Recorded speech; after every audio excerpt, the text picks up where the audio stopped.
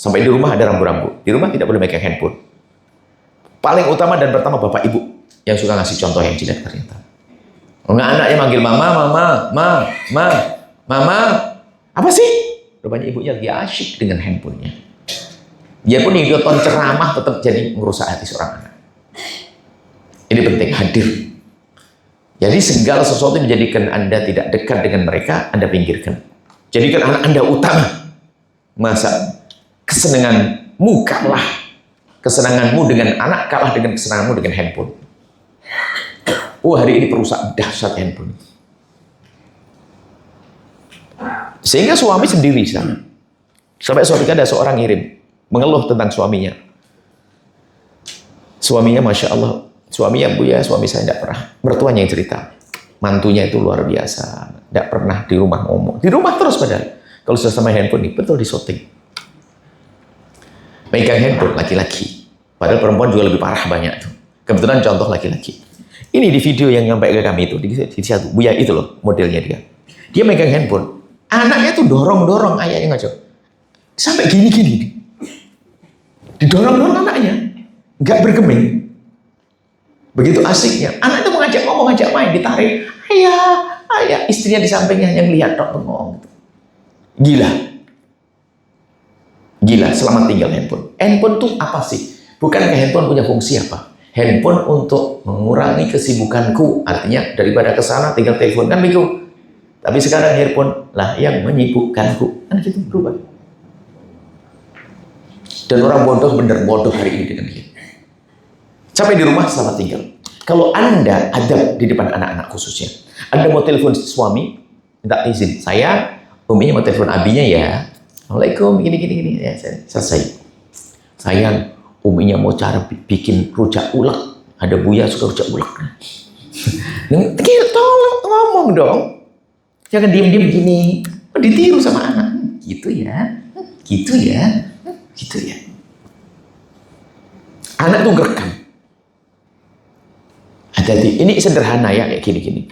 Kalau sampai di rumah mohon para suami, yang Ustadz, ntar dulu kitabnya. Minta izin kalau Anda harus baca kitab. Jatuh istriku, mohon maaf. Abinya besok persiapan belajar belum selesai. Ya baik. Sambil membaca pun ada iseng-iseng dong. Datang-datang istrinya colek. Begitu tidak ada masalah. Ada seninya dong. Nabi Muhammad jago ibadah, senang ibadah. Waktu iktikaf di masjid, iktikaf berhari-hari beliau. Iktikaf lama. Beliau sering sekali tiba-tiba nongol di pintu masjid, jendela masjid, menongolkan kepalanya. Siti Aisyah dari luar menyambut dan menyisirinya. Karena waktu itu Siti Aisyah lagi haid. Gitu ceritanya begitu. Gayanya itu masih, biarpun ibadah, tidak lupa dengan keluarganya. Ustadz itu hanya di mimbar. Sampai di rumah jangan kayak gaya-gaya Ustadz. Kalau ngomong sama suami istrinya, Assalamualaikum istriku, abinya membaca 3 juz dulu. Gak ada. Alah Ustadz gombal itu. Istri, duduk manis dengan istrimu adalah ibadah. Duduk manis dengan suamimu adalah ibadah. Khususnya di hari ini. Di hari yang Masya Allah rusak keadaan hari ini. Dengan handphonenya.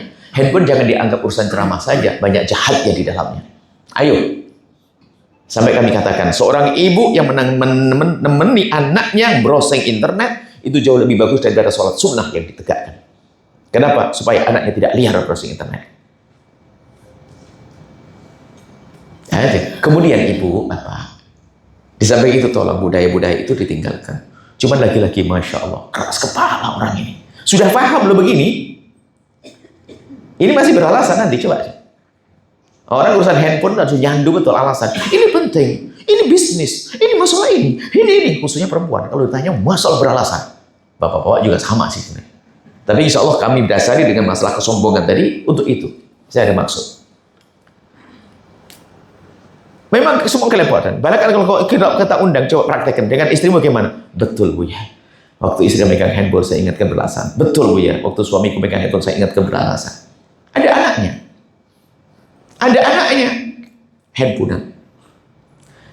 Padahal yang kami maksud bukan handphone saja. Segala sesuatu yang menjadikan Anda tidak akrab dengan anak-anak Anda pangkas. Karena hari ini mereka semua punya kesibukan. Mumpung bertemu yang maksimal. Anak sekolah, Anda kerja, anak kuliah, lagi pulang maksimal. Itu baru cerdas. Anda bercerdas. Termasuk kemudian setelah itu kalau Anda bicara dengan anak, dengan keluarga itu tidak cukup dengan lesan saja.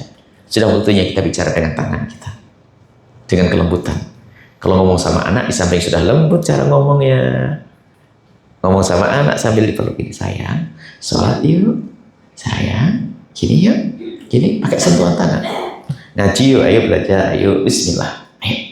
Sambil diketuk pundaknya, dikecup keningnya. Jangan seperti sebagian ibu-ibu itu semangat sih nyuruh anaknya. Adek, abang, belajar ya, belajar sana. Pegang handphone, nyuruh anaknya belajar. Ngangkat suara, belajar sama ya pinter, biar pinter, gak bodoh kayak mamanya deh. Memang bodoh mamanya. Buktinya ngomong aja begitu.